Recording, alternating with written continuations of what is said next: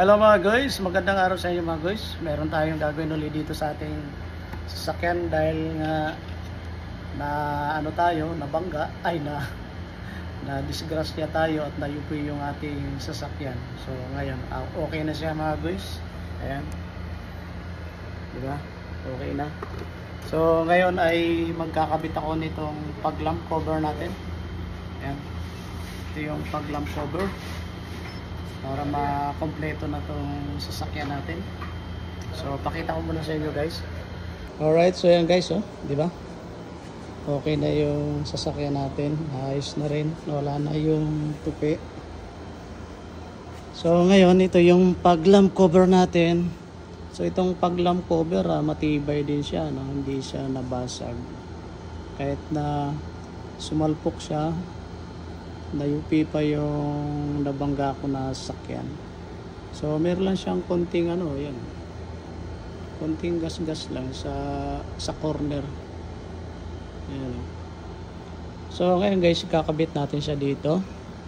So itong pag-lamp cover natin ay nilagyan na rin natin ng adhesive. Yan yung 3M natin na adhesive double tape. So nilagyan na natin. So ikakabit natin dito mga guys. At bago natin ikabit ay kailangan linisin muna natin to. Linisin muna natin ng alcohol. Ito lang ginagamit kong alcohol, oh. 70% casino. Yan, oh, ethyl alcohol casino, 70%. Yan lang. So pupunasan natin to para maganda yung kapit, baka ma-oily, no? Para maganda yung kapit ng pag-lamp cover natin. So umpisa natin mga guys.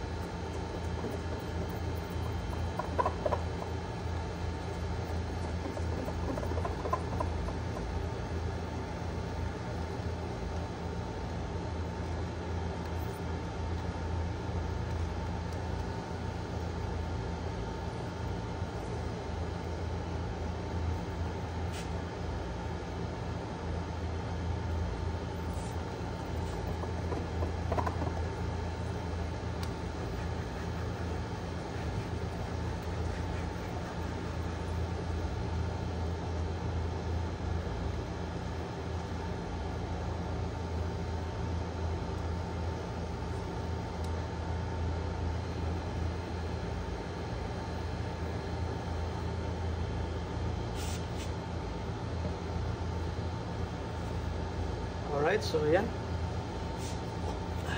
Ngayon i-set up muna natin mga boys. Set up muna natin.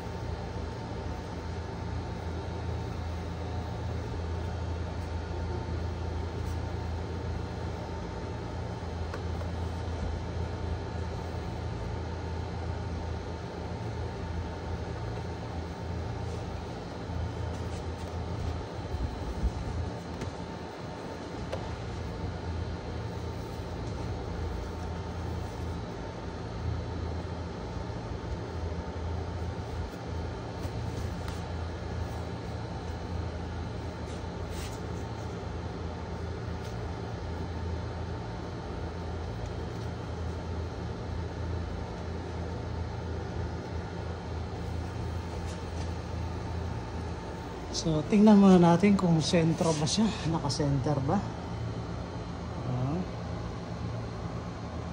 So, mukhang naka-center naman siya.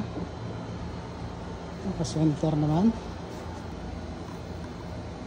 So, check natin kung dinikit natin. Ayan. Sa ilalim. Sa ilalim medyo naka-awang. So ayusin natin, hindi siya tama. Kailangan walang awang.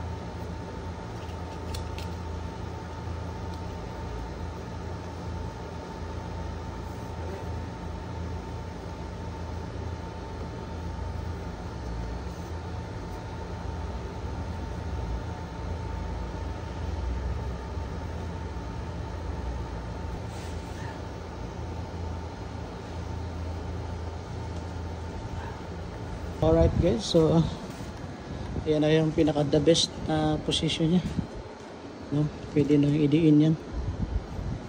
So ngayon itanggalin na natin yung ano niya, i-finalize na natin.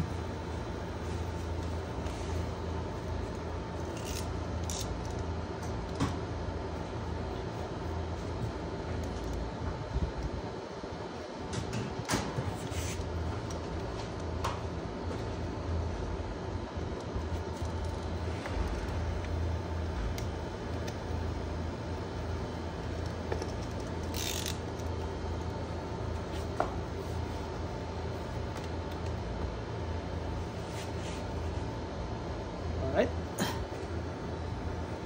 tanggalin natin.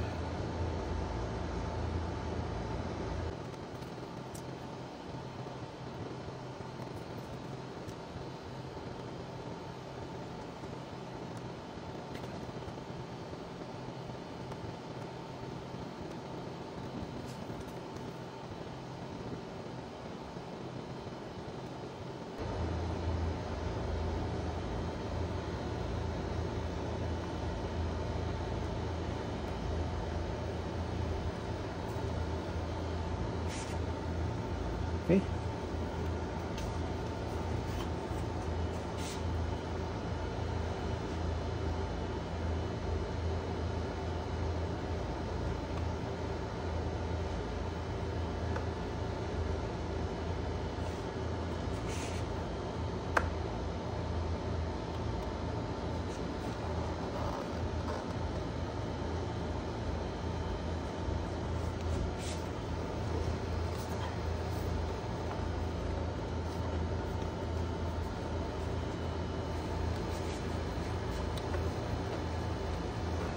Alright, so ito na siya. Nadikit na natin. So lalagyan natin ng silicone pa ito. Lalagyan natin ng silicone. Pati dito sa ilalim.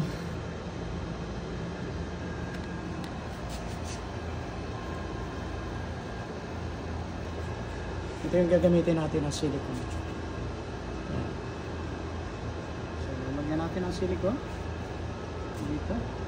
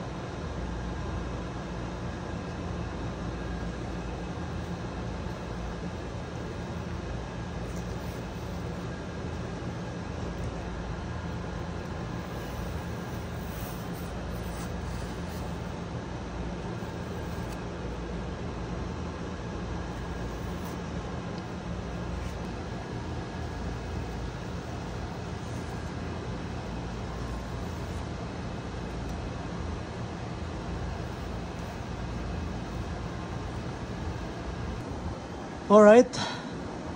So ito na yung result ng ginawa natin mga guys. Ayan. So wala na siyang awang. May awang siyang ditong konti pero nilagyan natin ng silicone. So okay na siya. Okay na siya. Dito rin sa ilalim, nilagyan din natin ng silicone. At ayan yung result. Okay.